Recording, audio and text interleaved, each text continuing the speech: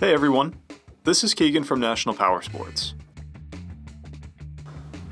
This 2018 Can-Am SPYDER RTS SE6 Limited, with 7,124 miles, passes New Hampshire State inspection and runs well. It comes equipped with ABS, traction control, cruise control, heated grips, reverse, and an electronic suspension. The SPYDER is a versatile vehicle offering thrilling performance and long-distance comfort on the stability of 3 wheels. Powered by a 1330cc 3-cylinder engine, with a 6-speed transmission, the SPYDER produces 115 horsepower and 96 foot-pounds of torque. It has a 30.4-inch seat height and dry weight of 1,012 pounds. To see everything we know about this vehicle, including full mechanical and cosmetic condition reports, the service repair order, high-resolution photos, and more, please visit the listing on our website.